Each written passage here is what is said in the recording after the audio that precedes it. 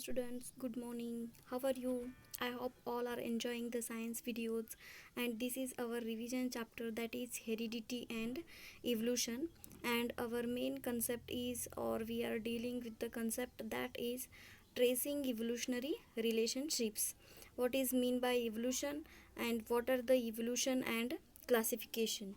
Then what is mean by evolution and classification means they are related to one another. The organisms show certain features like appearance, characteristics, and behavior, which are called as characteristic of that organism. Some of the organisms show some features like appearance as well as their behavior, so they are called as characteristic of that particular organism. In other words, a particular form or a particular function is a character of that organism. For example, plants can perform photosynthesis, so that is a particular function of that plant. And we have a four limbs, so we having a four limbs, that is a particular function or that is a particular character of one particular organism. Particular form or a particular function of that organism is, if a plant perform photosynthesis, that is a particular or a special function or a special character of that organism. And we have a four limbs, that is our particular character. So this is the characteristic of that organisms. Then what is the basic characteristics are shared by a large number of organisms. For example, cell is the basic unit of life and it is shared by all organism. That special characteristic is shared by all organism or a large number of organism, because cell is necessary for building blocks our body. So more characteristics which two species have in common more closely are related. If they are more closely related, then they have share a common ancestor. When two species have been more closely related to one another, if they are more closely related to one another, so they can having a common ancestor. For example, brother and sister, they have a common ancestor and they are look like same, they are similar to one another, because they can having a common ancestor, they can having a common parents. So the next concept is, that is tracing evolutionary relationships. How we tracing the evolutionary relationship? With the help of homologous organs and analogous organs. Evolutionary relationship of animals can be deduced by studying the homologous organs and analogous organs. In the evolutionary relationship, the study of homologous organs and analogous organs. Then what is mean by homologous organs? Homologous organs means, homologous organs are those which have a similar structure and origin, but they perform different functions. Homologous organs are those organs which have a similar structure as well as similar origin, but they perform different function. Homo means what? Homo means same, similar structure and origin, but they perform different functions. Then this is the common example for homologous organism, that is wing of bird, then bat, wing of bat as well as arm. This is the example for homologous organs.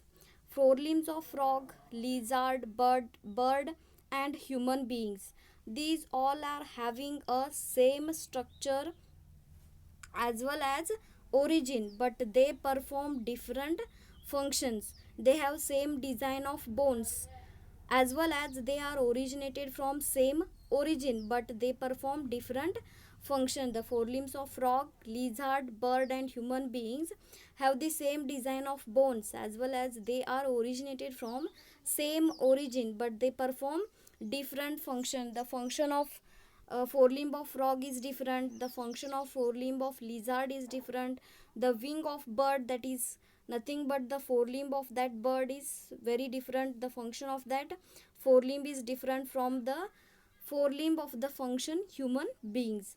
Then another example for the homologous organs is a tendril of pea plant and spines of barberry plant. The tendril of pea plant, it is a type of plant, that is garden pea, and spines of barberry plant, both are modified leaves. Both the plants can having a modified leaves for their protection. They can having a modified leaves such as a spines, and that spines can perform the different functions, but the leaf of that two plants are same. Their structure as well as origin is same, but they can perform the different function.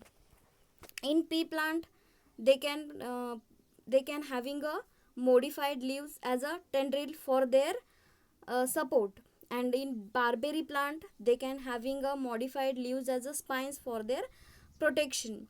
So they are both the functions are different, but they can having a modified leaves as the same structure, as the same origin.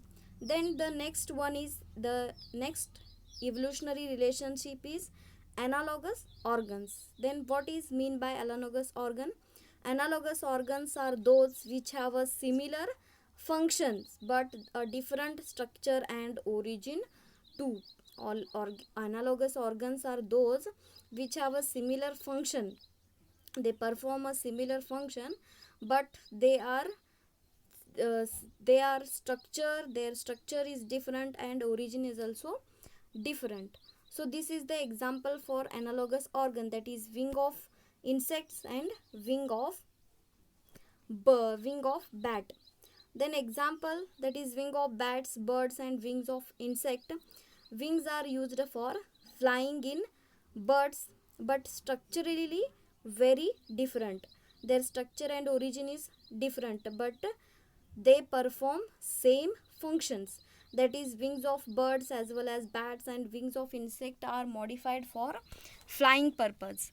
Then the next example for analogous organs is the leaves of Apuntia and people plant. That is Apuntia as well as people plant. There are two types of plants. Apuntia means that is a cactus plant, and people, these are the two plants. Both perform photosynthesis function as a same function, that is perform photosynthetic function, but leaves of Apuntia are modified stem, and whereas people leaves are having a normal leaves. These are the two type of plants, but they perform same function, Apuntia as well as people plant. Apuntia means that is a cactus plant, and they have having a modified stem, and whereas people leaves having a normal leaves. So these are the analogous organs. Then the next concept in our chapter is, that is fossils. Then what is mean by fossils? Fossils are the preserved remains of ancient animals and as well as plants that died millions years ago. Fossils are the dead remains of animals as well as plants.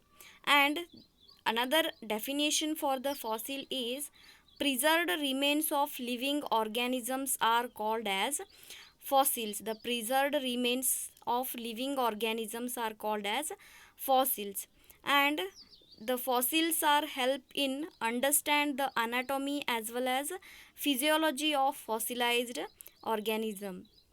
The fossils are help in understand the anatomy, the physical features of that organism as well as anatomy of the fossilized organism. Then how these fossils are estimated? So they can having a two methods. There are two types of methods. With the help of that two types of methods, the fossils are to be estimated. The first method is relative method, and the second method is dating fossils, as well as the detecting the ratios of different isotopes of the same element in the fossil material. Then the first method is that is relative method. In the relative method, how they are going to find a fossil? If you dig into the earth and start finding the fossils, it is reasonable to suppose that the fossil will found closer to the surface, as well as the fossils we find in the deeper layers. In the relative method, we have to find the fossil closer to the surface of the earth, and the fossils we find in deeper layers, because in the surface of earth fossils are also there, and um, the fossils are also found in the deeper layers. And the next method of finding the fossils, that is the detecting the ratios of different isotopes of the same element in the fossil material. In the fossil, carbon element is present, the carbon isotopes is present, that carbon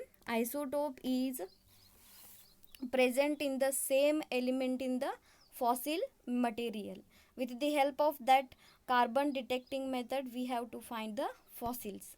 Then example for the fossils, that is the dodo bird, dinosaurs, as well as archaeopteryx. It is a type of birds. They are going to now it is a fossils.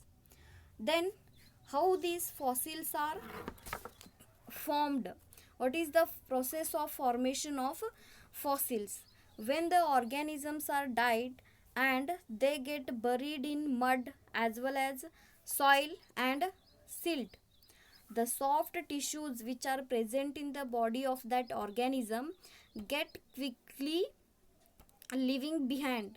That soft tissues are decayed, and the bones which are present in that organisms are the hard bones which is present on that organisms are living. First the organisms died and they get buried in the soil, and after that the soft tissues as well as the hard bones which are present in that organism, the soft tissues body get quickly living, and the hard bones as well as the shells are present or remains in that soil. Over time the sediments build over it and harden into rock. The sediments which are present in the soil that build over it to the hard bones as well as harden into the rock.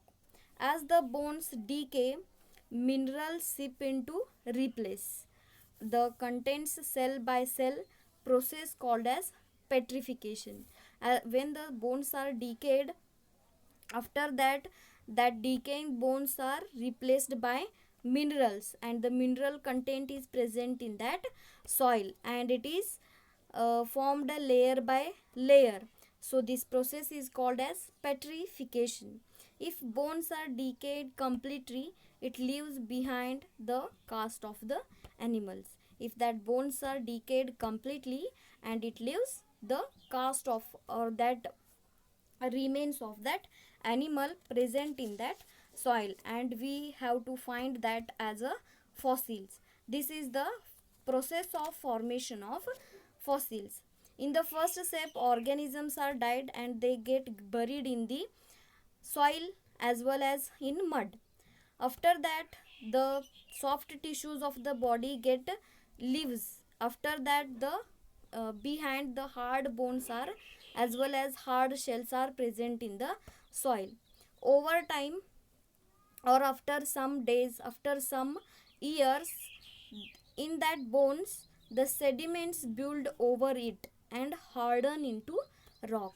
After that the bones are decaying, and the bones are replaced by minerals by layer. It is process called as petrification. After that, when the bones are completely decayed, it leaves behind the remains, and then remains is called as fossils. So this is the process of formation of fossils. Then what is the significance of fossils? The significance of fossils is, the importance of fossils are formed layer by layer in the earth crust. They are formed layer by layer in the earth crust, and the complete fossils like horse, camel, man has helped us to study the stages of evolution. We have to know about evolution with the help of the complete fossils like horse, camel, man. So these fossils are helping to study the stages of evolutions. These are the significance as well as importance of the fossils. So this is all about the homologous organs and analogous organs. It is very important for exam point of view. And the fossils, how the formation of fossils takes place, as well as the significance of fossil.